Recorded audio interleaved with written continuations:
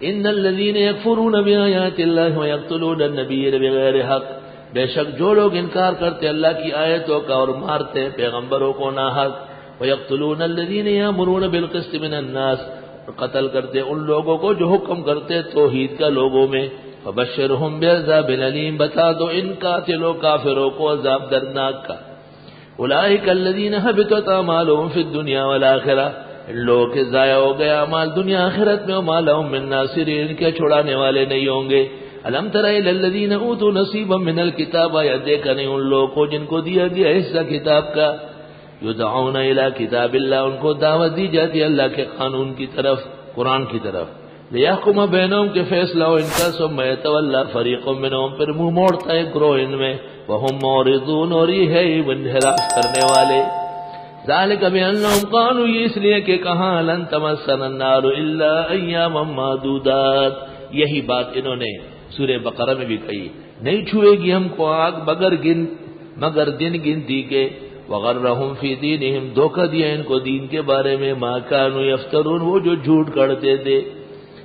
فکیف اذا جمعناہم، کیا حال ہوگا جب ہم ان کو اکٹھا کریں گے، لیوم، اس دن میں لا ریب فیہ، جس کے آنے میں شک نہیں، ووفیت کل نفس ما کسبت، پورا دیا جائے گا انسان کو جو اس نے کمایا، وہم لا یظلمون، اور ان کے ساتھ ظلم نہیں ہوگا۔ ظلم کیسے ہوگا؟ اللہ تو شہنشاہ مطلق ہے۔ قل اللہم مالک الملک، آپ فرمائیے اے اللہ شہنشاہ مطلق، مالک الملک، تفسیرہ شاہان شاہ، بخاری جلد 2 صفحہ 916، بخاری جلد 2 صفحہ 916، تفسیرہ شاہان شاہ، شہنشاہ۔ معلوم ہوا کہ عجمہ میں خدا کردگار پروردگار کہنا عین بخاری، سفیان، صحابہ و تابعین و مسلمانوں کا مذہب ہے۔ قل اللہم مالک الملک، آپ فرما دیجئے اے اللہ شہنشاہ مطلق۔ آگے سن لو، امام بخاری نے باب قائم کیا، طلبہ خاص کر دورے والے غور کریں، باب ابغض الاسماء الی اللہ تبارک و تعالی، یہ باب ہے کہ مخلوق کو شہنشاہ کہا جائے، یہ بدترین گناہ ہے۔ حدثنا ابو الیمان قال اخبرنا شعیب قال حدثنا ابو زناد عن الاعرج عن ابی ہریرہ قال قال رسول اللہ صلی اللہ علیہ وسلم اخن الاسماء یوم القیامت عند اللہ رجل تسمى ملک الاملاک، قیامت کے دن بدترین نام اس شخص کا ہوگا جس کو شہنشاہ کہا گیا ہو۔ بخاری شریف جلد 2 صفحہ 916، سند کے ساتھ روایت پیش کی۔ خان صاحب بریلوی کہتے ہیں حاجیو آؤ شہنشاہ کا روزہ دیکھو، کعبہ تو دیکھ چکے کعبے کا کعبہ دیکھنا۔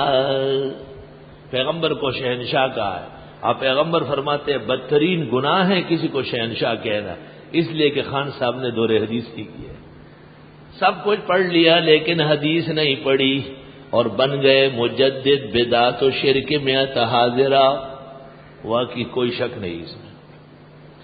قل اللہم، فرمائے اللہ مالک الملک تؤتی الملک من تشاء، آپ دیتے بادشاہ جس کو چاہے، وتنزع الملک ممن تشاء، اور لیتے سلطنت جس سے چاہے، وتعز من تشاء، دیتے ہیں عزت جس کو چاہے، وتذل من تشاء، ذلیل کرتے جس کو چاہے، بیدک الخیر، تیرے ہاتھ میں اختیار ہے، انک علی کل شیء قدیر، بے شک آپ سب چیزوں پر قادر ہے، تیرا اختیار ہے اور تیرے ہاتھ میں خیر ہے، ایک ہی چیز ہے۔ تولج اللیل فی النہار، داخل کرتا ہے رات کو دن میں، یعنی رات ختم ہو دن شروع، وتولج النہار فی اللیل، اور داخل کرتے دن کو رات میں، وتخرج الحی من المیت، نکالتا ہے زندے کو مردے سے، جاہل سے عالم بیٹا پیدا ہو، وتخرج المیت من الحی، اور نکالتے ہیں مردے کو زندہ سے، ایک عالم کے گھر میں بدترین بیٹا پیدا ہو۔ آزر کے گھر میں ابراہیم پیغمبر، ابراہیم علیہ السلام کے نسل و نسب میں کتنے ناکارہ و ظالم آئے ہیں۔ حضرت نوح علیہ السلام کے گھر میں کافر بیٹا کنعان، تخرج الحی من المیت، مفسرین نے انڈا و چوزا انڈا، وترزق من تشاء بغیر حساب، اور روزی دیتا ہے جس کو چاہے بغیر حساب کتاب کے، خوب وافر۔ لا يتخذ المؤمنون الكافرین اولیاء من دون المؤمنین، نہ بنائے مسلمان کافروں کو دوست مسلمانوں کو چھوڑ کر۔ دینی تعلق تو غیر مسلم سے جائز نہیں ہے، سیاسی اور دنیاوی جائز ہے۔ ومن يفعل ذلك، جو ایسا کرے، فلیس من اللہ فی شیء، وہ نہیں اللہ سے کسی چیز میں، الا ان تتقوا منهم تقاه، مگر یہ کہ ڈرنے لگو ان سے بچ کر۔ ڈرتے وقت اگر کوئی کلمہ کمزور کہا تو خیر ہے۔ وَيُحَذِّرُكُمُ اللَّهُ نَفْسَهُ، ڈراتے ہے تم کو اللہ اپنی ذات سے، وَإِلَى اللَّهِ الْبَصِيرُ، اللہ کی طرف باز گشت ہے۔ قُلْ إِن تُخْفُوا مَا فِي صُدُورِكُمْ أَوْ تُبْدُوهُ يَعْلَمُهُ اللَّهُ، آپ فرمائیے پوشیدہ رکھو جو تمہارے سینوں میں ہے یا کھل کر دکھاؤ، اللہ جانتا ہے۔ وَيَعْلَمُ مَا فِي السَّمَاوَاتِ وَمَا فِي الْأَرْضِ، اور جانتا ہے وہ جو کچھ آسمان و زمین میں ہے۔ وَاللَّهُ عَلَى كُلِّ شَيْءٍ قَدِيرٌ يَوْمَ تَجِدُ كُلُّ نَفْسٍ مَّا عَمِلَتْ مِنْ خَيْرٍ مُحْضَرًا، جس دن پائے گا ہر انسان جو اس نے عمل کیا ہے نیک، حاضر، محضر، حاضر کیا ہوا، ہر نیکی موجود۔ وَمَا عَمِلَتْ مِنْ سُوءٍ، اور جو عمل کیے تھے اس نے برے، وہی موجود ہے۔ تود، چاہے گا، لو ان بینہا، کاش کے اس انسان، و بینہ، اور عمل کے درمیان، امدم بعیدا، فاصلہ لمبا ہو، کاش کہ میں ان اعمال کو نہ دیکھتا۔ وَيُحَذِّرُكُمُ اللَّهُ نَفْسَهُ، اور ڈراتے تم کو اللہ اپنی ذات سے۔ وَاللَّهُ رَءُوفٌ بِالْعِبَادِ، اور اللہ نرمی فرماتے ہیں اپنے بندوں کے ساتھ۔ اس کا جواب یہاں سے دیا ہے، قُلْ إِن كُنتُمْ تُحِبُّونَ اللَّهَ، آپ فرمائیے اگر تم محبت کرتے ہو اللہ سے، فاتبعونی، تو میرا اتباع کر لو، یحببکم اللہ، محبت کر دے گا تم سے اللہ، ویغفر لکم ذنوبکم، اور معاف کر دے گا تم کو تمہارے گناہ، واللہ غفور رحیم۔ اللہ تعالیٰ کی محبت انبیاء علیہ السلام کے اتباع کے ذریعے مانی جائے گی۔ اللہ تعالیٰ کے ساتھ اجمالی محبت تو ہر مخلوق کر سکتی ہے، جو اس کا تخلیقی حق ہے، یہ اس کا جواب ہے کہ کیوں چرند پرند درند یہ خدا کو نہیں مانتے ہیں، اور کیا یہ مختلف طریقوں سے اللہ کو یاد نہیں کرتے ہیں؟ وَإِن مِّن شَيْءٍ إِلَّا يُسَبِّحُ بِحَمْدِ رَبِّهِ وَلَٰكِن لَّا تَفْقَهُونَ تَسْبِيحَهُ، کوئی ایسی مخلوق نہیں جو اللہ کی تسبیح نہیں کرتی، لیکن تم اسے نہیں سمجھتے۔ قالت نملۃ یا ایھا النمل ادخلوا مساکنکم، اے چونٹیوں اپنے اپنے سوراخوں میں چلی جاؤ، بلوں میں چلی جاؤ۔ لا يحتمنکم سلیمان وجنودہ وهم لا يشعرون، اور ہدہد نے نہیں کہا تھا انی وجدت امرأة تملکہم وأوتیت من کل شیء ولہا عرش عظیم، اور پھر ان کی صورت پرستی بیان کی۔ کل قد علم صلاته وتسبیحہ، ہر ایک نماز و تسبیح کا طریقہ جانتا ہے۔ والنجم والشجر یسجدان، بیلی اور درخت اکثر بسجود ہوتے ہیں۔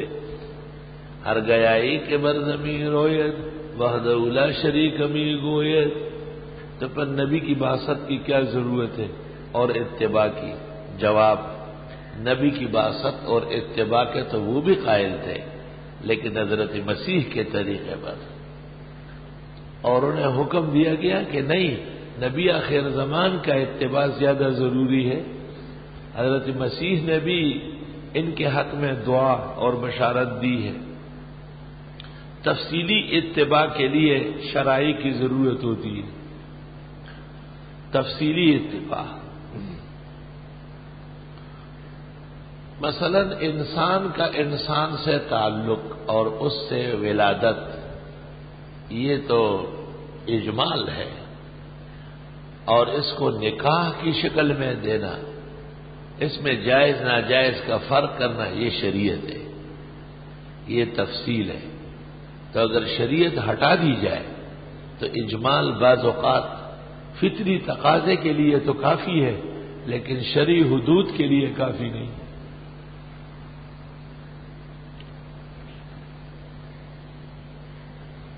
قل ان کنتم تحبون اللہ، آپ فرمائیے اگر تم محبت کرتے ہو اللہ سے، فاتبعونی، پس میرا اتباع کر لو، یحببکم اللہ، محبت کر دے گا تم سے اللہ، ویغفر لکم ذنوبکم، معاف کر دے گا تم کو تمہارے گناہ، واللہ غفور رحیم، اور اللہ بخشنے والا رحم والا ہے.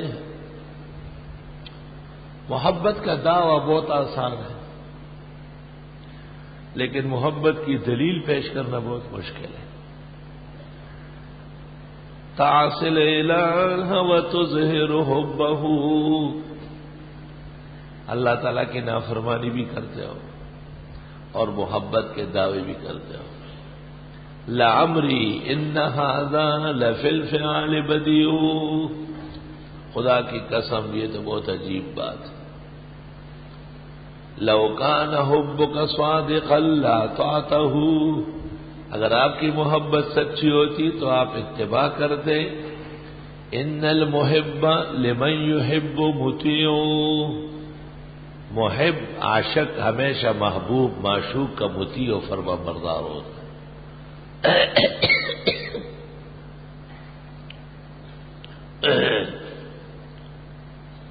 ہمارے ہاں بھی ہم نے شریعت کے دو حصے کیے ہیں، ایک مشکل اس کو نہیں کرتے، اور ایک آسان اس کو سب کرتے ہیں.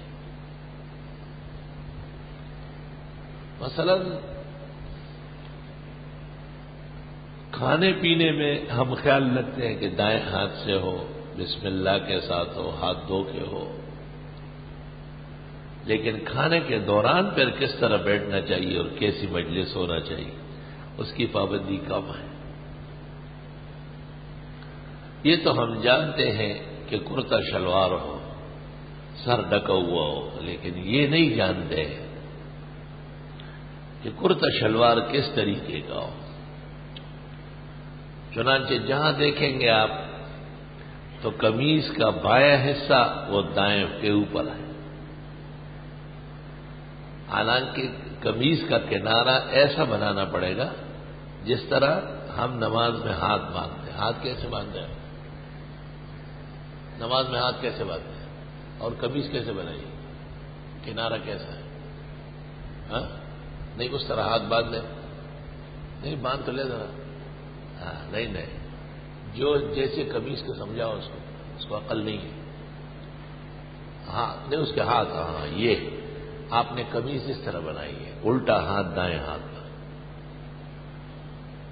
صدری، جبہ، واسکٹ، قمیص، کرتا، سب کا دائیں کنارہ بائیں پر، جیسے نماز میں ہاتھ باندھتے ہیں.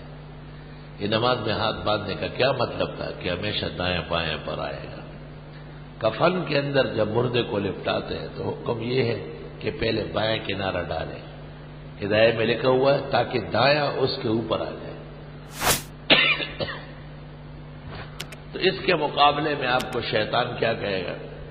شیطان آپ کو یہ کہے گا کہ یہ تو صرف مولانا نے کہا ہے، باقی سب علماء، یہ کوئی دلیل ہے؟ جہل اگر عام ہو جائے تو علم سے جیت جائے گا. آپ پیغمبر جو کہتے تھے کہ ایک خدا کو مان لو اور یہ 360 بت نکمے ہیں، تو اس وقت آپ کے ساتھ کون تھا؟ مما کالا ھذا الامر، فرمایا حر و عبد، ایک آزاد ابو بکر اور ایک غلام زید ابن حارثہ. بس. تو اس طرح بات جو آپ کرتے ہیں کہ سب ایسا کرتے ہیں، سب لوگ نماز سے پہلے ہاتھ باندھ لیتے ہیں، اور اکثر الٹا مان لیتے بغیر. تو اتباع کے اندر نقص ہے. ایک تو شیطان آپ کو یہ سکھائے گا، دوسرا آپ کو شیطان یہ سکھائے گا اچھا عورتوں جیسے گلا بنوائے. کیا مطلب ہے بھائی عورتوں جیسے گلا بنوائے؟ عورت ایک خدا کو مانتی ہے تو آپ 3 مان کی پادری ہو جائیں. عورت ختم نبوت مانتی ہے تو آپ مرزا کو پیغمبر ماننے کے لیے تیار ہو رہے ہیں. یہ عورت کے گلے میں اور مرد کے گلے میں فرق جو کیا گیا ہے یہ انگریز نے کیا ہے، آپ کو پہچاننے کے لیے کہ ان کے جسم پر لباس بھی پیغمبرانہ نہیں رہنے دوں گا.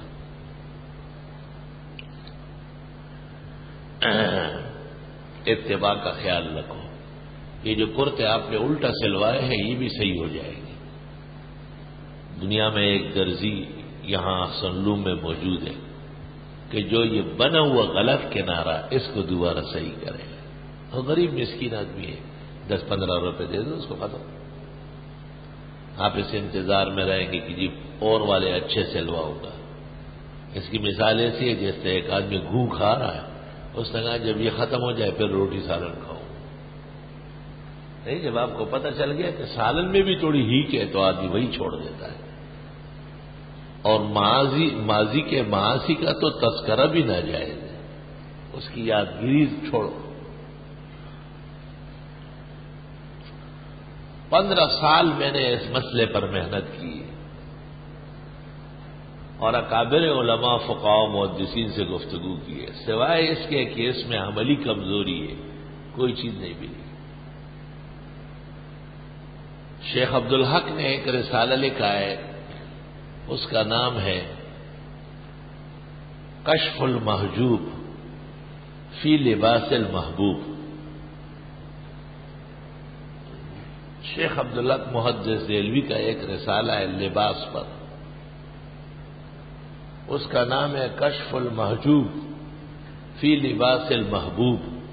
خلاصۃ الفتاوی جو عربی میں شائع ہے اس کے ساتھ لگا ہوا ہے. حضرت شیخ نے اس میں یہ فرق کیا ہے کہ نہیں، قمیص کا کرتے کا کنارہ دایاں بایاں پر ہو. سمجھ گیا؟ بس جیسے نماز میں ہاتھ باندھتے ہیں آپ اس طرح قمیص اور واسکٹ، صدری، شیروانی، جبہ، قبہ اس طرح سلوایا گیا. اور یہ جو آپ پہنے ہوئے ہیں یہ 100% سنت کے خلاف ہے، اتباع کے منافی ہے. چنانچہ تفسیر مدارک میں اس جگہ لکھا ہوا ہے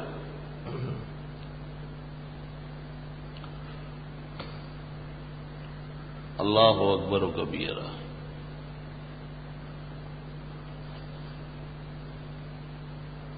فمن ادعا محبتہ، جس نے محبت کا دعویٰ کیا، وخالف سنت رسولہ، اور پیغمبر کی سنت کے خلاف کیا، فہو کذاب، وہ جھوٹا ہے، وکتاب اللہ یکذبہ، اور قرآن اس کو جھوٹا کہتا ہے. تفسیر مدارک جلد 1 صفحہ 209، 6 جلدوں والی جو مدارک ہے اس میں جلد 1 صفحہ 209. بس جس نے دعویٰ کیا خدا اور رسول کی محبت کا اور پیغمبر کے خلاف کیا وہ جھوٹا ہے اور قرآن اس کو جھٹلا رہا ہے. قل ان کنتم تحبون اللہ فاتبعونی یحببکم اللہ ویغفر لکم ذنوبکم واللہ غفور رحیم.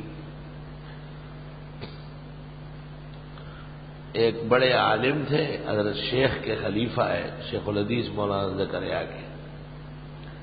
عرصہ دراز سے برطانیہ کے اندر دین کا کام کرتے ہیں. اب آ کر مدینہ منورہ میں مستقل قیام پذیر ہے. ہمارے بزرگ شیخ مکی کے ہاں ہم سب مہمان تھے. وہاں کے ایک عالم نے ان کا مجھ سے تعارف کیا اور کہا یہ وہ ہے وہ ہے وہ ہے وہ ہے. میں نے کہا ماشاءاللہ. کہنے لگے ان کی یہ خصوصیت ہے کہ اس کے مدرسے کا ہر طالب علم متشرع ہوتا ہے. سب علماء بیٹھے تھے. میں پہلے تو چپ ہو گیا، پھر میں نے پوچھا کہ کیا مطلب ہے؟ کوئی ایسا مدرسہ بھی دنیا میں ہے جس کے طلباء فاسق فاجر ہو؟ ہمارے یہاں تو یہ نہیں ہوتا نا، ہمارے طلباء تو سب متشرع ہوتے. اور انہوں نے کہا نہیں، یہ دیکھیں ان کے چاروں طلباء کی پگڑیاں ہیں، اور مدرسوں میں اس کا اہتمام نہیں ہے. میں نے کہا یہ نہیں دیکھتے کہ شیخ کی خود پگڑی نہیں، تو طلباء کے اتباع سنت سے شیخ متبع سنت بنے گا کیا؟ شیخ خود اتباع سنت کا پابند ہے، ملزم ہے کہ پابندی سنت کی کرے. قُلْ اطیعوا اللہ والرسول، آپ فرمائیے اطاعت کرو اللہ اور رسول کی.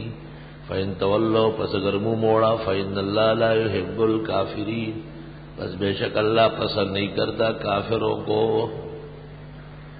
اگر اطاعت سے اعتقادی طور پر منہ موڑ لیے جائے اور یہ کہا جائے کہ نبی جو احکام لائے ہیں وہ ماننا ضروری ہے، نبی کا اتباع یا اطاعت ضروری نہیں ہے، تو یہ کفر کا عقیدہ ہے. فَإِنَّ اللَّهَ لَا يُحِبُّ الْكَافِرِينَ. یہ دو آدمیوں کا خیال تھا. ایک سر سید احمد خان کا، اس نے کہا ہے کہ پیغمبر نے کہا ہے انتم اعلم بامور دنیا کو، اور ما رآه المسلمون حسنا فهو عند الله حسن. لہذا پیغمبر کا اتباع مطلق نہیں ہے بلکہ مقید ہے.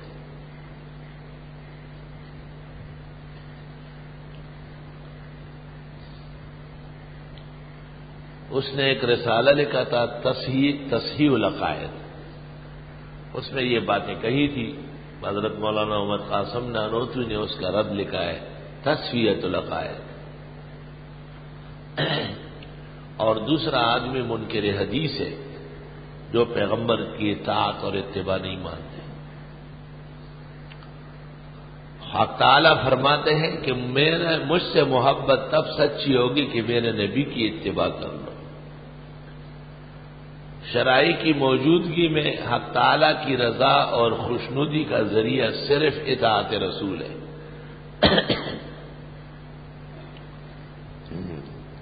ان اللہ اصطفیٰ آدم، بے شک اللہ نے چن لیا تھا حضرت آدم کو. کہتے ہیں کہ حضرت آدم کا کلمہ بھی تھا لا الہ الا اللہ آدم صفی اللہ. لا الہ الا اللہ آدم صفی اللہ. بے شک اللہ نے چن لیا تھا حضرت آدم کو، وہ نوحن اور نوح کو. آدم پہلا انسان اور پہلا نبی ہے، اور طوفان نوح کے بعد تو نبوت اور اولاد صرف حضرت نوح کی چلی ہے.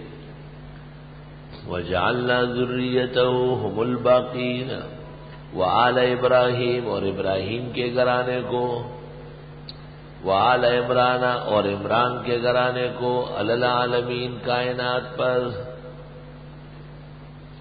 عمران دو ہے، ایک موسیٰ علیہ السلام کے والد ہیں اور دوسرے حضرت مریم کے والد ہیں. اور تفسیری مدارک میں ہے دونوں عمرانوں کے درمیان 1800 سال کی مسافت.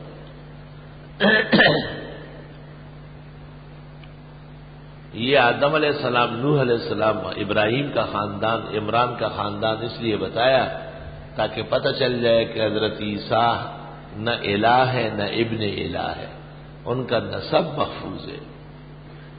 ذریتم بعضها من بعض، یہ اولاد ہے بعض بعض کی. سب تقریباً ابراہیم علیہ السلام کی اولاد ہے، اور وہ حضرت نوح کی اولاد میں سے، وہ حضرت آدم کی اولاد میں سے. تو جن کا شجرہ نسب محفوظ ہو انہیں الوہیت پہنچانا بہت ناجائز ہے. واللہ سمیع علیم، اور اللہ سننے جاننے والے ہیں.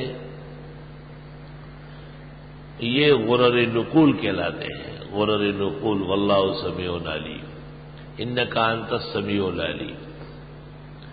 ان اللہ یرزق من یشاء بغیر حساب.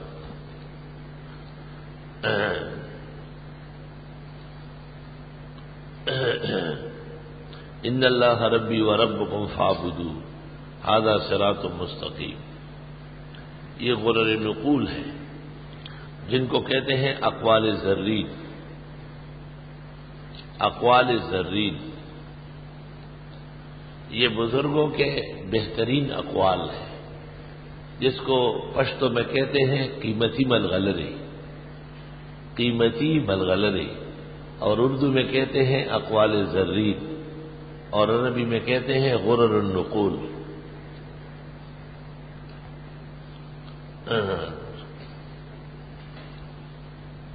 ذریۃ بعضها من بعض واللہ سمیع علیم. اللہ سب کو سننے جاننے والے ہیں. اذ قالت امرأۃ عمران، یاد کرنے کا ہے جب کہنے لگی عمران کی بیوی رب انی نذرت لک ما فی بطنی محررا، اے پروردگار میں نظر مان چکی ہوں تیرے لیے جو کچھ میرے پیٹ میں ہے یہ آزاد ہوگا، دین کے لیے خاص ہوگا. محررا مخلصا للدین. فتقبل منی، پس قبول فرمائیے مجھ سے. انک انت السمیع العلیم، بے شک آپ سب کچھ سننے والے جاننے والے ہیں.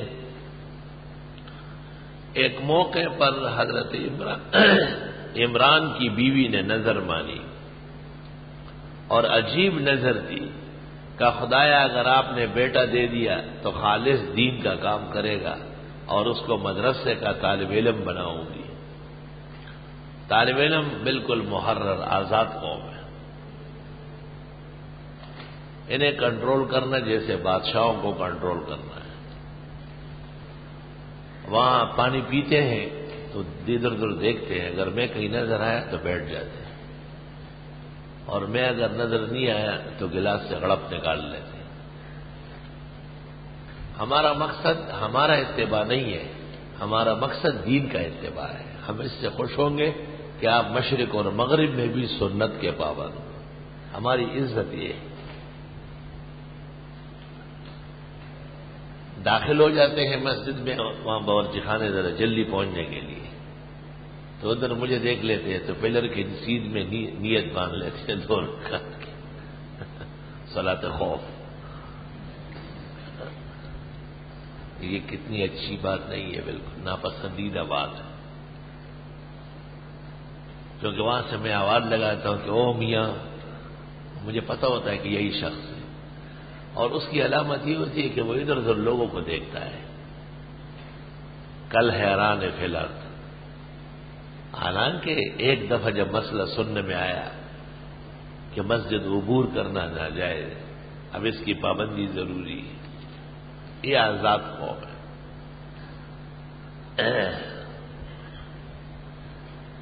اور ان سے اطاعت تو کر لیتے ہیں. ان میں 3 قسم کے لوگ ہوتے ہیں. ایک بہت اعلیٰ و صاف کے، ان کو اشارہ کافی ہے. دوسرے متوسط، ان کو تاکید سے کام بن جاتا ہے. اور تیسرے کمزور نسل و اخلاق کے، وہ جتنی کوتھی ہوتی ہن کلوتی. کبھی کبھی یہاں طلباء کو میں پکڑ لیتا ہوں کھڑے ہو کے پانی پیتے ہیں تو میں انہیں بلا لیتا ہوں، تو کہتے ہیں جی مہمان ہوں میں نے کہا مہمان ہو تو مسلمان بھی ہو یا نہیں؟ کیا مہمان کھڑے ہو کر پانی پیے گا؟ یہ کوئی مہمانی کے آداب میں سے ہے. اسی طرح نمازوں کے اندر بھی ان سے سستی ہو جاتی ہے. نمازوں کا وقت متعین ہے، اس سے 15 منٹ پہلے تیار ہونا واجب ہے. آپ عین اس وقت آئیں گے تو خطرہ ہے کہ رکعت نکل جائے گی. اور نماز تو ایمان کے بعد اہم میں ارکان میں سے ہے. اس کے لیے ہم وقت آپ فارغ ہیں، آپ اللہ کے گھر میں آ کے آباد ہیں. پروردگار میں نظر مان چکی ہوں تیری، جو کچھ میرے پیٹ میں ہے تیرے ہی ہوگا. سبحان اللہ. خالص خدائی بندے ہیں نا طالب علم، خالص ان ٹیڑھ پیڑ سمیت اللہ کے ہاں محبوب ہے، وہ مقرب ہے۔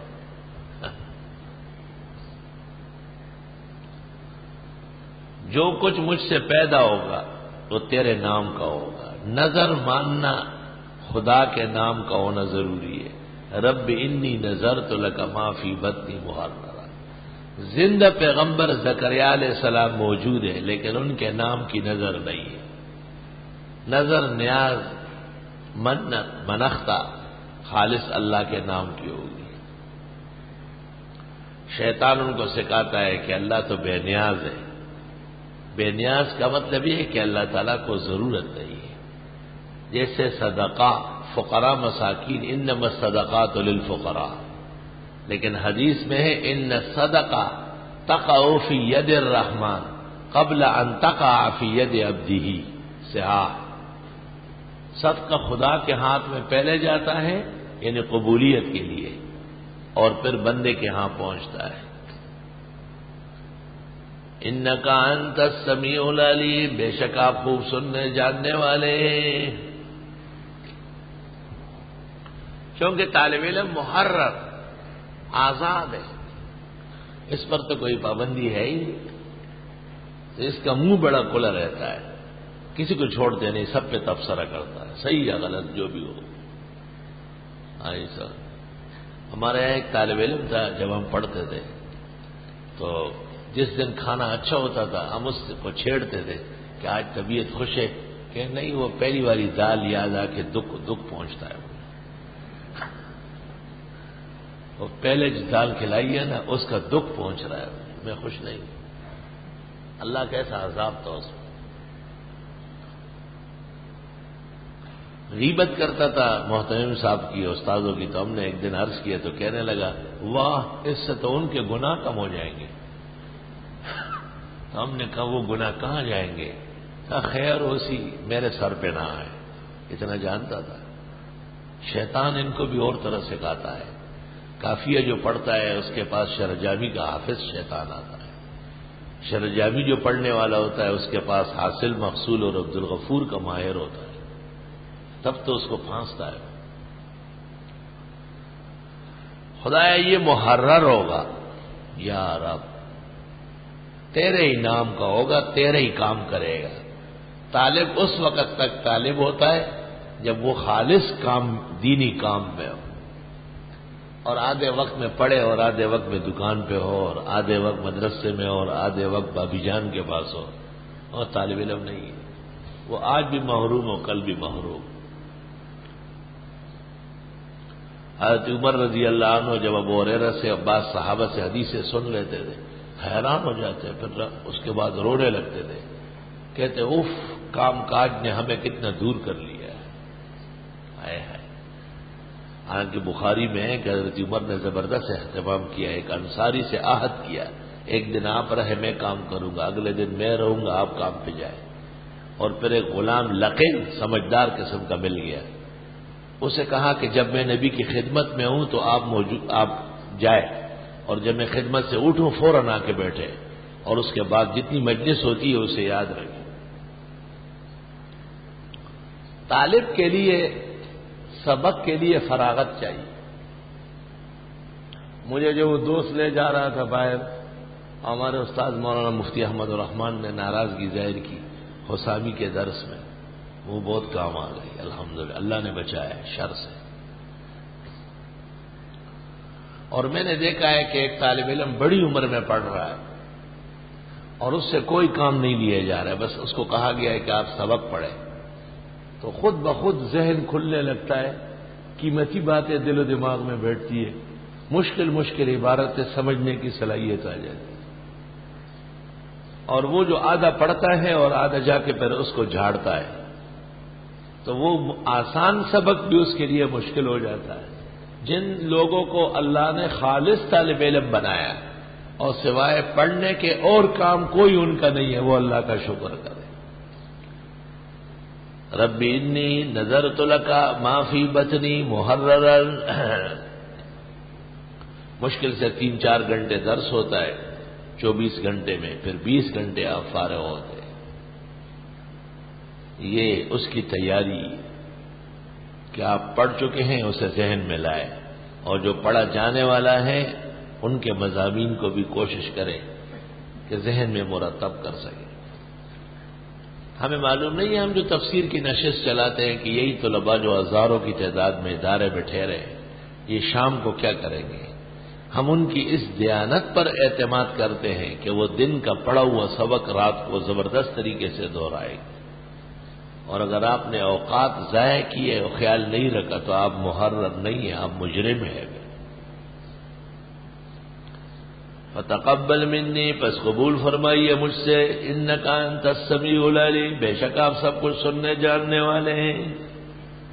یہ ایک حیلہ تھا اور ایک لطیف عمل تھا کہ خدا تعالیٰ بیٹھا گیا، کیونکہ بنات کے مدرسے تو بنے نہیں تھے، اور بنات غریبوں کے مدرسے بن بھی جائے تو ان کو وہ آزادی، وہ تسلی، وہ اطمینان کہاں ہو سکتا ہے جو مردوں کو ہے۔ آپ سامنے بیٹھ کے پڑھ رہے ہیں، وہ عمر بھر کے لیے پردوں میں کمروں میں بند ہے، بجلی چلی بھی جائے تو آپ سامنے بیٹھ کے دیکھتے ہیں، کچھ نہ کچھ سن سکتے ہیں، ذرا سی بجلی میں خرابی آ گئی ہے تو ان کا سبق ختم ہو گیا ہے۔ خاتون کی ساخت علم کے لیے نہیں ہے، خاتون کی ساخت اور مصالح کے لیے ہے، لیکن خاتون کی اس ساخت کو اگر علم کے لیے استعمال کیا جائے تو جہل سے بہتر ہے۔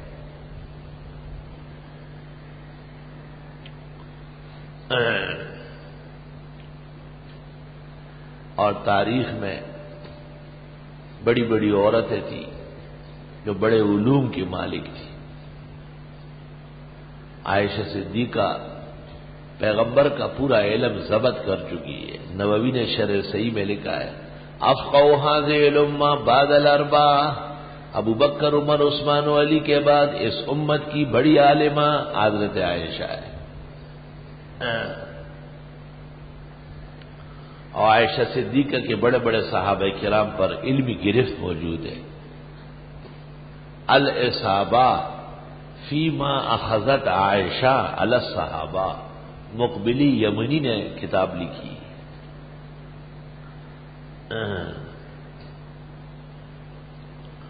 اور بعد کے زمانوں میں بھی بڑی اونچی قسم کی عورتیں آئی ہیں جنہوں نے اسلام کے علوم کو پروان چڑھایا ہے۔ امام ابو جعفر طحاوی جب شرح مانی الاثار طحاوی شریف لکھ رہے تھے تو آپ املا کراتے تھے، ان کی بیٹی تھی وہ لکھتی تھی، اتنی بڑی عالم و فاضلہ تھی۔ اور ابو بکر کاسانی رحمت اللہ علیہ کی گھر والی تحفہ، اس نے کتاب لکھی تھی تحفۃ الفقہاء، 3 جلدوں میں، اور ان کے والد علاء الدین نے اعلان کیا تھا کہ جو اس کتاب کی شرح لکھے اور میری بیٹی پسند کرے اس سے نکاح کراؤں گا۔ بہت علماء نے شروع لکھی، لیکن بی بی فاطمہ جب ان سے گفتگو کر لیتی تھی، تحفہ نام فاطمہ تھا، تحفہ کہلاتی تھی، تو گفتگو کے بعد وہ عالم خاموش ہو جاتا۔ اس نے کہا جو میرے سامنے لاجواب ہے وہ میرا خاوند نہیں ہو سکتا۔ مشہور ہو گیا کہ خاتون نے کتاب لکھی اور مرد جواب نہیں دے سکتے۔ جب ایسا موقع آتا ہے تو حنفی علماء غیرت میں آتے ہیں۔ کاسان سے علاء الدین ابو بکر اتر آیا اور اس نے وہیں سے تحفۃ الفقہاء کی شرح لکھنی شروع کر دی، اور جب بیکن پہنچ رہے تھے، ان کے والد علاء الدین بیکن میں تھے، تو 7 جلدیں مکمل ہو گئی تھی بدائع صناعی کی، بہترین کتاب ہے ترتیب الشرائع میں۔ علاء الدین کو کتاب پیش کی کہ بی بی کو دکھا دو ذرا۔ بی بی نے پوری کتاب 24 گھنٹے میں مطالعہ کی، پورے 7 جلدیں، اور اپنے ابا جان کو کہا کہ آدمی تو مولوی معلوم ہو رہا ہے۔ علاء الدین نے کہا بیٹی کو تحفہ کو کہ بہترین عالم ہے، تو بس اس کا نام ہی رکھا گیا بدائع و صنائع، دلہن کا مہر۔ بدائع و صنائع کا ایک معنی یہ بھی ہے۔ نکاح منعقد ہوا، اور پھر صورت مسئلہ خاتون لکھتی تھی، اور الجواب صحیح ابوبکر کا آسانی لکھ لیتے تھے۔ اور ایسے فتاوی بھی موجود ہے کہ جن میں صورت مسئلہ تو علاء الدین کا آسانی نے لکھی ہے، اور الجواب صحیح بی بی نے کیا ہے۔ اور ایسے فتاوی بھی ہے جن میں بی بی نے دستخط کرنے سے انکار کر لیے کہ یہ مسئلہ کمزور ہے، اور مجامع الفقہاء میں ہے کہ وہ تمام مسائل کمزور نکلے ہیں، جس سے بی بی ناراض ہوئی۔ اتنی سخت حافظتی فقہ۔ علاء الدین حج کے لیے گئے، ابوبکر کاسانی ملک العلماء، ان کو علماء کا بادشاہ کہا جاتا ہے۔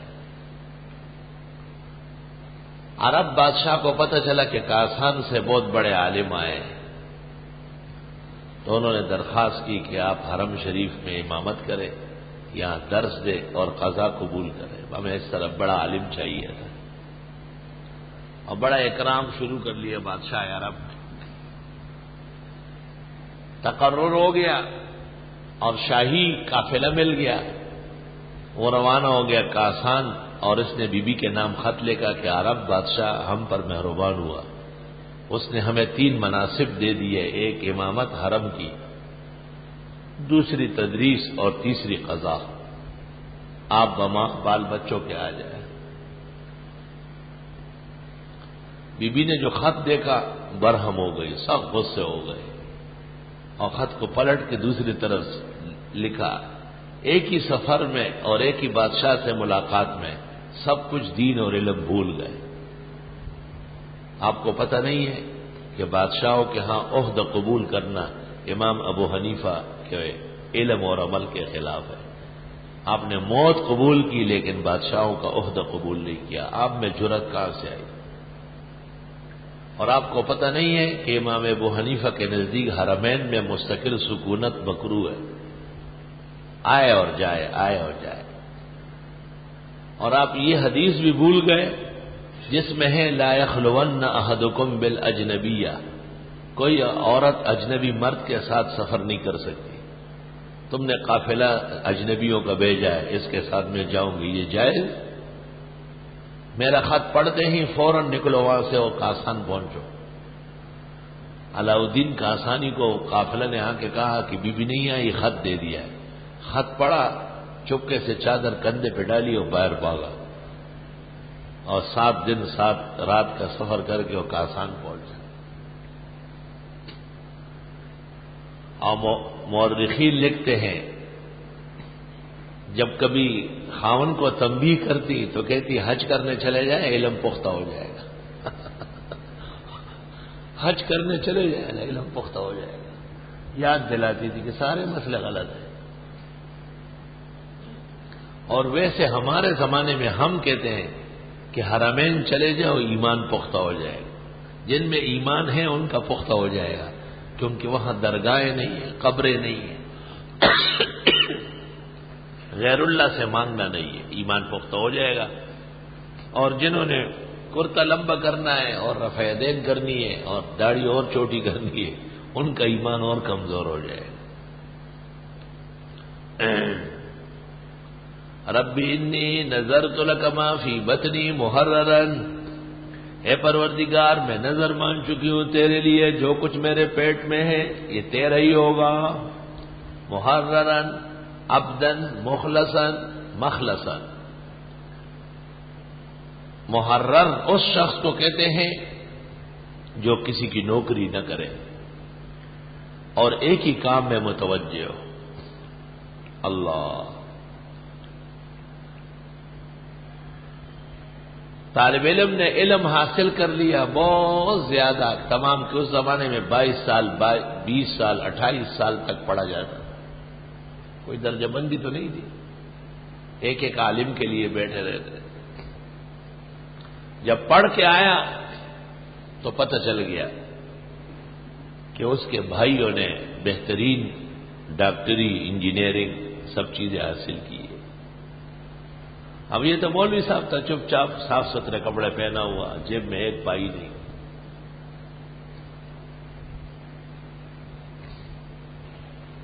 اور بھائی جو تھے وہ ظاہر بات ہے آتے جاتے تھے اور ہر وقت تمام سامان سے لدے ہوئے ہوتے تھے، اور ان کے پاس بڑی دنیا تھی۔ اس زمانے میں والدین عالم نہ بھی ہوتے تو عقل مند بہت ہوتے ہیں۔ والدین کے لیے عالم ہونا ضروری نہیں ہے، مگر تجربہ کار اور پختہ ایمان والا ہونا ضروری ہے۔ خود میرے والد صاحب تھے یہاں، انہوں نے الف سے با نہیں پڑھا ہوا تھا، لیکن ان کا ایمان اتنا مضبوط تھا کہ مجھے اپنے اوپر شرم آ جاتی۔ ایک بڑا سانحہ پیش آیا تو میں غمگین تھا، تو والد صاحب نے کہا جب حق پر ہو تو تکلیفوں سے مت ڈرو، تکلیفیں تو عقیدہ ہے کہ اللہ کی طرف سے آتی ہے، ڈرو اس وقت جب آپ غلطی پر ہو۔ دیکھیں کتنی عجیب بات ہے، اور وہ اتنا مضبوط مشورہ تھا کہ اسی دن اس کی برکت سے فیصلہ ہو گیا میرے حق میں 100%۔ جب میں واپس آیا اور میں نے سنایا تو مجھے کہا آپ کو اجر نہیں ملے گا کیونکہ آپ ڈرے ہوئے تھے، اور پھر کہا یہ علم صرف وہ لوگ حاصل کریں، میرے والد صاحب کہتے تھے کہ جن کی ہمت پوری ہو، بے ہمت آدمی علم نہ حاصل کرے، یا خدا پاک۔ میرے والد صاحب بستر مرگ پر تھے، ایک ہفتہ بعد انتقال ہو گیا اور میں جہانگیرے میں تھا۔ اس زمانے میں کراچی میں سواد اعظم اہل سنت عروج پر تھی، اور میں ان کے ایکشن کمیٹی کا چیئرمین تھا۔ تو میں جہانگیرے میں تھا، والد صاحب کے ساتھ پلنگ پر بیٹھا تھا، ہاتھ پیر دبا رہا تھا۔ تو مجھے کہا وہ محرم کی کون سی تاریخ ہے آج؟ میں نے کہا شروع ہے، کہا 10 تاریخ تک کراچی پہنچو۔ اور مجھے کہا مجھے پتا ہے کہ گرفتاری ہونے والی ہے، آپ کو علماء نے بڑا بنایا ہے، جب کسی جماعت کا بڑا بھاگا ہوا ہو تو چھوٹے کہاں کام کر۔ میں نے کہا بابا آپ بیمار ہیں، میں عیادت کرنا نہ بابا کو آپ نہ زندہ کر سکتے ہیں نہ بچا سکتے ہیں، میرے لیے درس میں اور نمازوں میں دعا کرو۔ اور تب مجھے چھوڑا کہ کراچی روانہ کر دیا۔ لوگوں کے ماں باپ کہتے ہیں کہ باغ آؤ جان بچاؤ، اور میرے والد صاحب کہتے ہیں نہ، علماء ہمارے مسلک کے مسلمان کمزور ہو جائیں گے، تم جب وہاں موجود ہوں گے تو ہمارے عقیدے کے لوگ پختہ ہوں۔ چنانچہ میں یہاں پہنچ گیا، 5واں یا 6واں روز تک کہ صبح فجر کے بعد ٹیلی فون آیا کہ بابا جی کا انتقال ہو گیا۔ خود اپنے زور سے مجھے روانہ کیے کہ آپ اس کی پرواہ نہ کریں کہ میرا کیا ہو، میرا ایمان جو ہے وہ میرا کام آئے۔ اتنا ثابت قدم انسان اور باعزم انسان میں نے صف العلماء میں نہیں دیکھا، صف العلماء میں نہیں دیکھا۔ الف سے با پڑے ہوئے تھے، اور اتنی سخت گرفت تھی کہ اگر تقریر میں ہنس لیتا تو بعد میں پوچھتے کس بات پہ ہنس رہے تھے، ہنسنے کی بات تھی یا ایسے ہنس پڑے؟ اور لوگوں سے دریافت کرتے تھے، یہ صحیح در ابتدا تھی، بالکل جوانی تھی، یعنی بیٹے کے علم اور اعمال پر مکمل نظر۔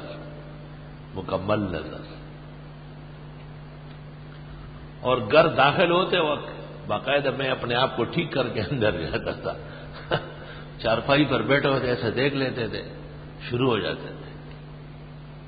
ایسے ماں باپ نہیں جیسے کاغذ کے بنے ہوئے روئی کے، بیٹا اچھا کرے تو بھی پیارا ہے، برا کرے تو اور پیارا ہے۔ ان ماں باپ سے کیا فائدہ ہے؟ یہ تو ایسے جاپانی ماں باپ ہے۔ ماں باپ وہ ہوں جن سے اولاد سیدھی ہو کر کے چلے۔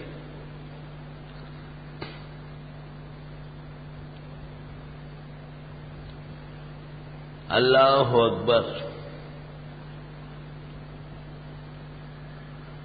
اے اللہ میں نظر مان چکی ہوں تیری، جو کچھ میرے پیٹ میں ہے یہ تیرے نام پہ ہوگا۔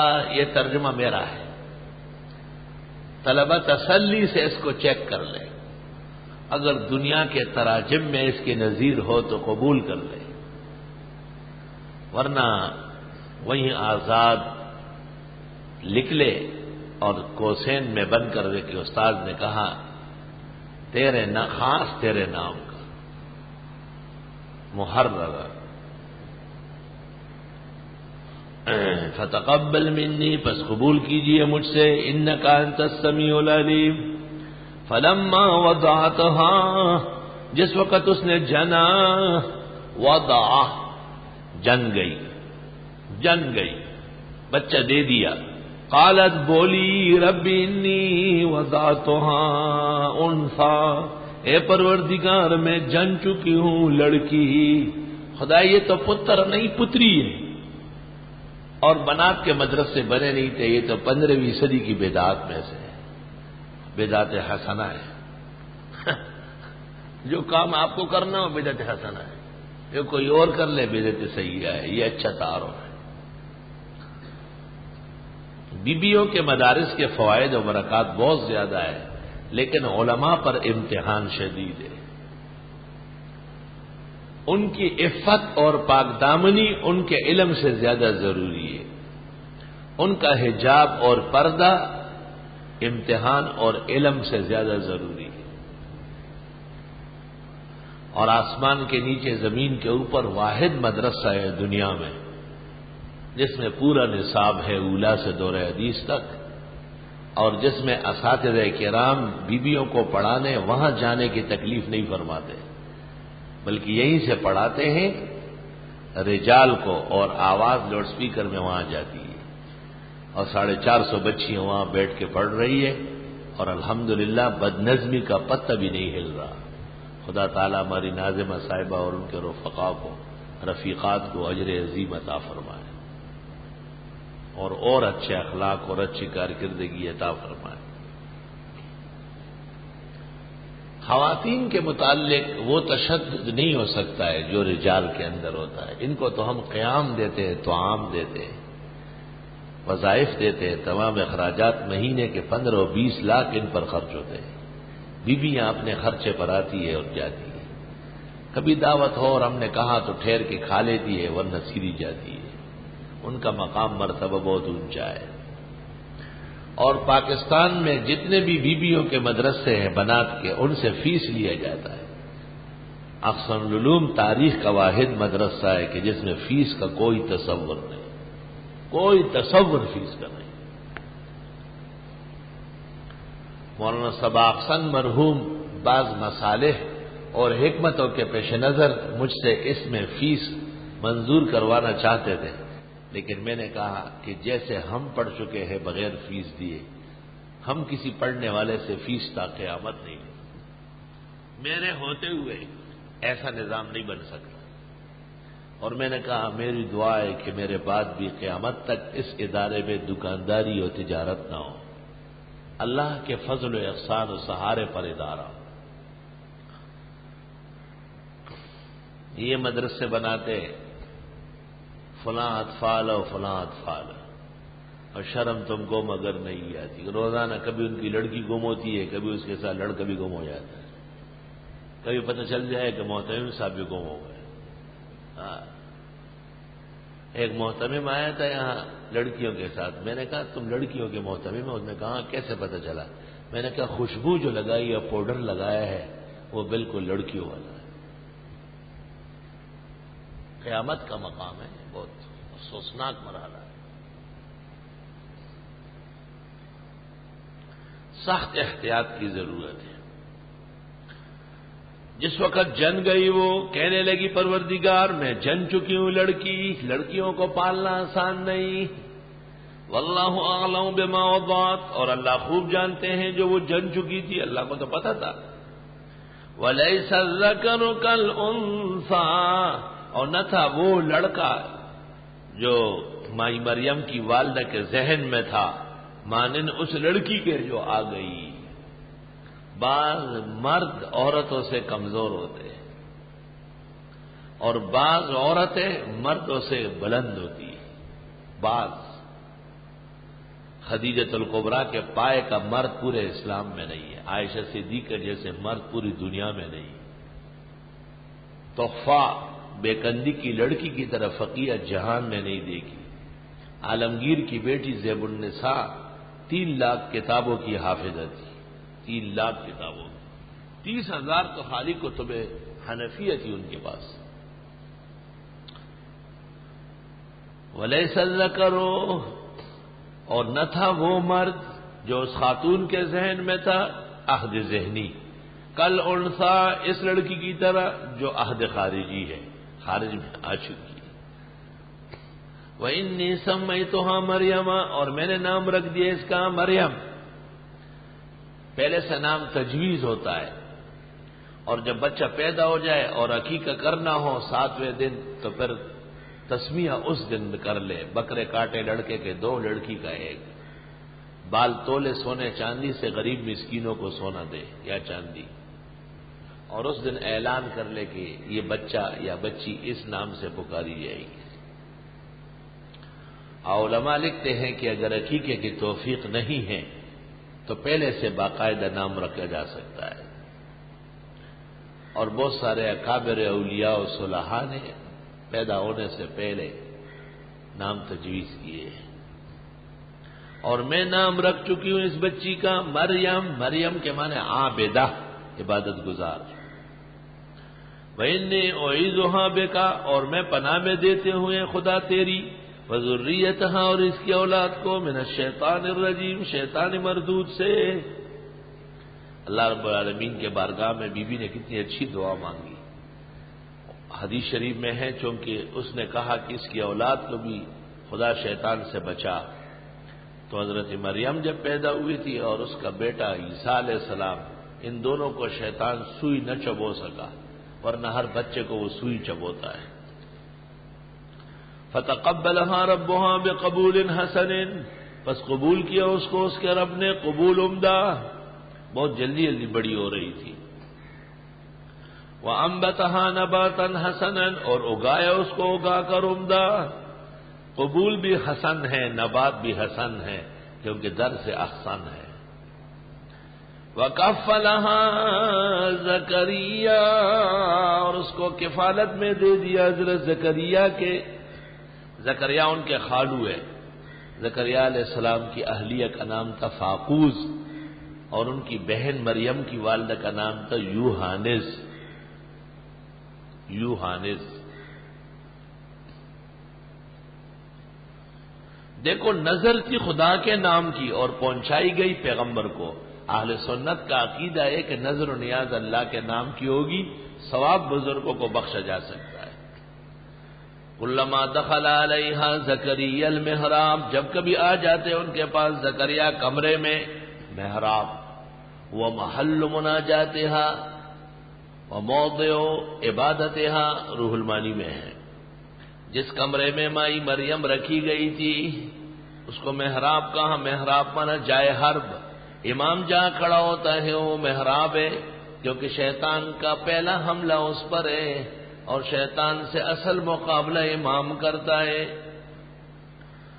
جب کبھی آ جاتا ان کے پاس زکریا علیہ السلام ان کے کمرے میں، وجد عندہا رزقا، پا لیتے اس کے پاس بے موسم پھل، بے موسم پھل رکھا ہوا ہے۔ یا خدا ہے، یہ چھوٹی سی بی بی اس کمرے میں رہ رہی ہے، عبادت کر رہی ہے، پیغمبر آ رہا ہے خیریت پوچھنے کے لیے کہ بیٹی کیا حال ہے، تو کیا دیکھتے ہیں کہ وہاں بے موسم انگور، زبردست قسم کے سیب، عمدہ قسم کے بیر، اعلیٰ نسل کے انجیر، رس بھرے ہوئے شاتوت۔ ایک آم کا ذکر نہیں ملے گا انشاءاللہ، پھلوں کے اندر سب سے بےایمان پھل آم ہے۔ بس چلتا تو آم کے تمام درختوں کو کٹوا دیتا۔ آم کے موسم میں شوگر کے، بلڈ پریشر کے 100 میں سے 90 بیمار مر جاتے ہیں، کیونکہ وہ کہتے ہیں یہ پھلوں کا سردار ہے اور خوب کھاتے ہیں۔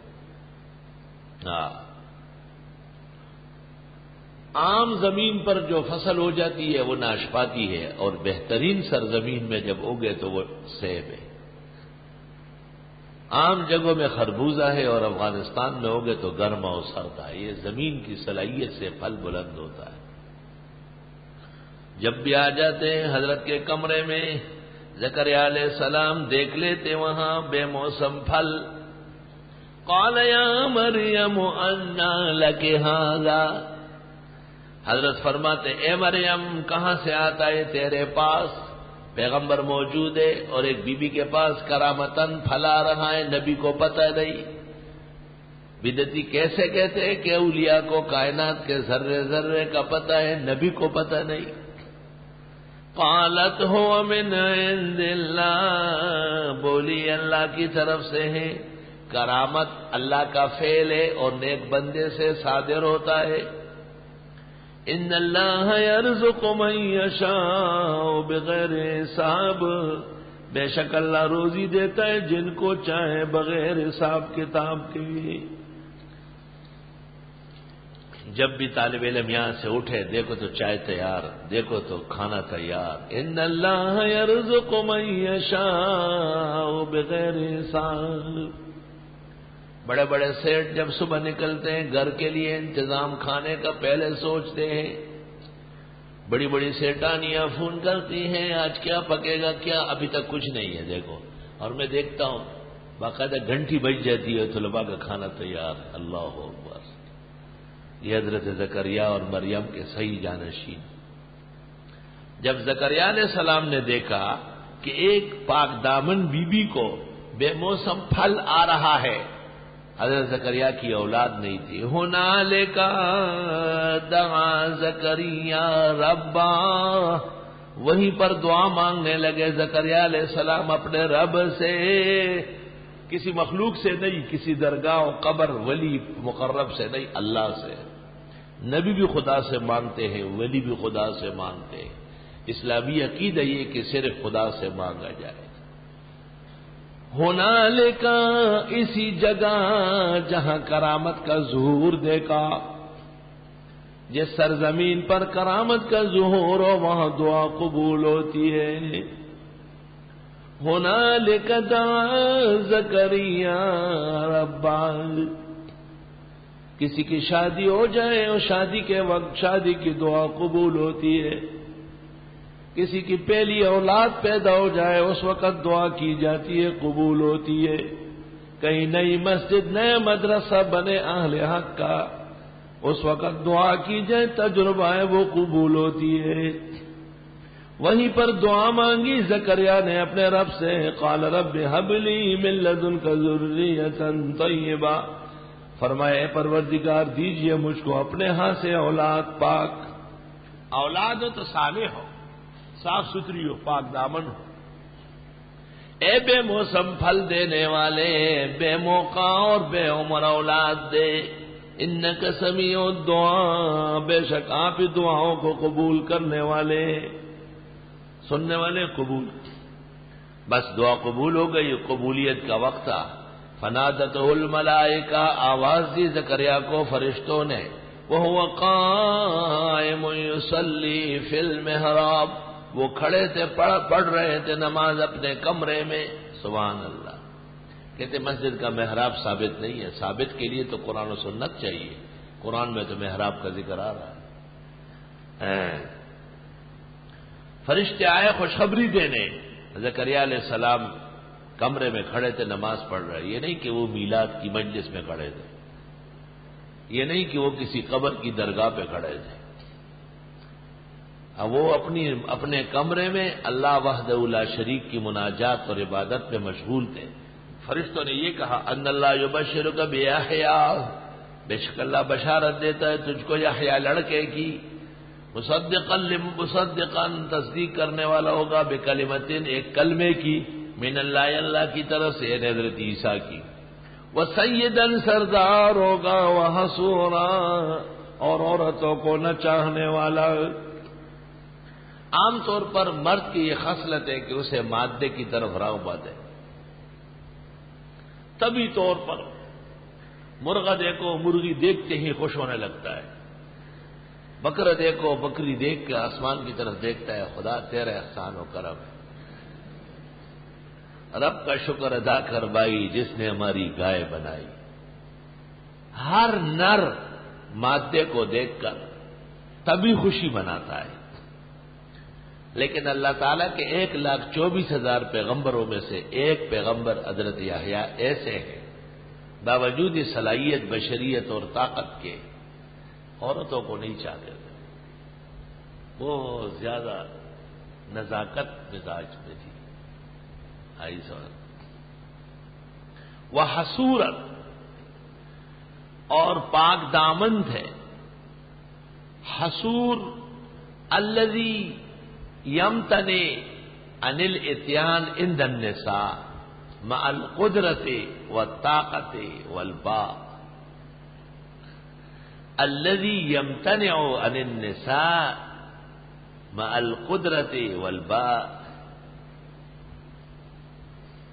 ففیہ رد بلیغ وقدح شدید علی المفسر الغبی الذی فسر بأنه كان خنثى ولا حول ولا قوة إلا بالله وما درى هذا الجاهل بأن العيوب تكون ببعد من الأنبياء والأنبياء متصفون بصفات جميلة وأوصاف جليلة وخصال حميدة فمن فسر فتفسيره أبعد من القرآن والسنة.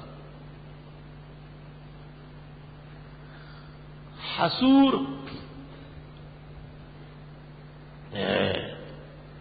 اللہ اکبر عورتوں سے رکا ہوا.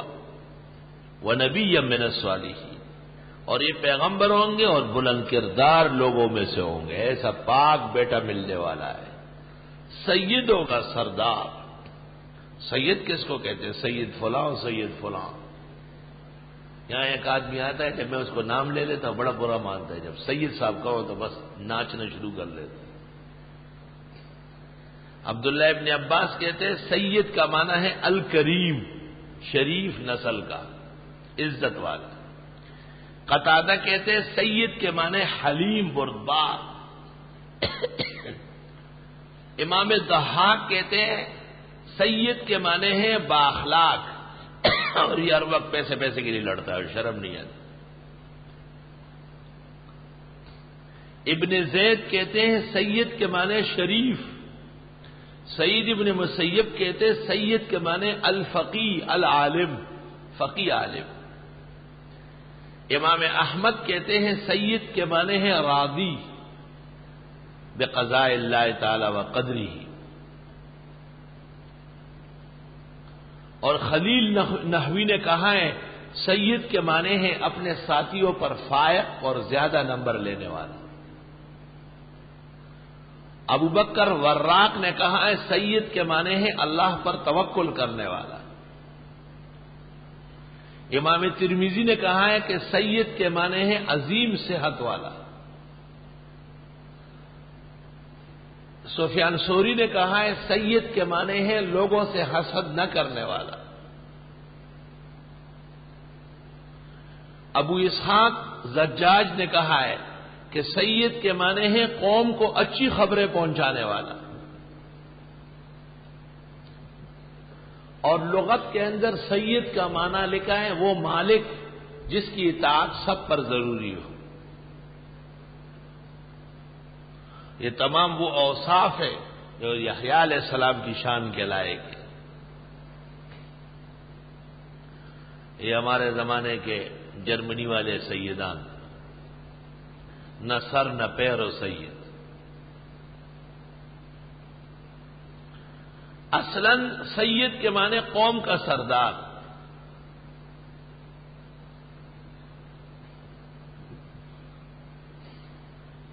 روح المعانی پارہ 3 صفحہ 147. حسورا الذی لا یأتی النساء مع القدرۃ علی ذلک قالہ ابن عباس فی احدى الروایات عنہ. روح المعانی پارہ 3 صفحہ 148. وہ بیٹا جس کا نام یحییٰ ہوگا گزشتہ انبیاء کی تصدیق کرے گا، خاص کر ایک کلمے کی، یعنی عیسیٰ علیہ السلام کی. اس کو کلمہ کیوں کہا؟ کن فیکون سے پیدا ہے. اور سردار ہوں گے اور رکے رہیں گے عورتوں سے، پیغمبر ہوں گے بلند مرتبہ والوں میں سے. قال رب انا یکون لی غلام، فرمایا زکریا نے پروردگار کہاں سے ہوگا میرا لڑکا. وقد بلغنی الکبر، اور پہنچ چکی ہے مجھے بڑھاپا. وامراتی عاقر، اور میری بیوی ہے بانجھ. دو ہی ذریعے ہیں، یا شباب ہو یا بیوی کا راج ہو. بیوی بانجھ ہے، التی لا تلد ولا تنتج، جو اولاد نہیں دے سکتی ہے، شنڈا، آخر شنڈا. اور مجھے بھی پہنچ چکا ہے بڑھاپا، اور میری اہلیہ بھی ہو چکی ہے بانجھ. ظاہری اسباب نہیں ہے. اے بغیر سبب کے مریم کو پھل دینے والے، بغیر موسم عمر و صحت کے بیٹا عطا فرما. پہلے دعا مانگی اور پھر حیرانگی. یہ اصل میں حیرانگی خدا تعالیٰ کے حکم و بشارت پر خوش ہونے کا منظر ہے. قال کذالک اللہ، فرمایا اسی طرح کرے گا اللہ. یفعل ما یشاء، وہ کرتا ہے جو چاہے. قال رب اجعل لی آیا، فرمایا پروردگار مقرر کر میرے لیے کوئی نشانی تک کا پتہ نہیں لوگوں کو اولاد اور بیٹا کون دے. خدایا وہ موسم کون سا ہوگا، وہ سال کب کا ہوگا، وہ مہینہ کون سا ہے، وہ ہفتہ اور دن اور گھڑی جس میں یہ بہترین خبر اور خوشی نصیب ہوگی. اللہ اللہ. قال رب اجعل لی آیا، اے پروردگار رکھ میرے لیے نشانی. قال آیتک الا تکلم الناس، فرمایا نشانی تیرے لیے ہے کہ باتیں نہیں کرو گے لوگوں سے. ثلاثۃ ایام، 3 دن تک. الا رمضان، مگر اشارے سے. ضروری بات بھی ہوئی تو اشارہ کرو گے. بزرگان دین کے نزدیک بعض وظائف کے دورانیہ میں کلام ممنوع ہے. ان کی اصل یہ آیت ہے. عمل کے تسلسل کے لیے کلام اجنبی نامناسب ہے، فصل ثابت ہو جاتا ہے. وَاذْكُرْ رَبَّكَ، یاد کر اپنے رب کو ان دنوں میں کثیراً بتیرا. وَسَبِّحْ بِالْعَشِيِّ وَالْإِبْكَارِ، اور اس کی پاکی بیان کر شام کو اور صبح و شام اللہ کا ذکر کرے، یعنی ہمہ وقت کرے. اس میں اشارہ ہے بزرگان دین سے تعلق کی وجہ سے اولاد ہوگی. کثرت سے تسبیح استغفار دعاؤں کی وجہ سے اللہ اولاد صالح نصیب کرے گا.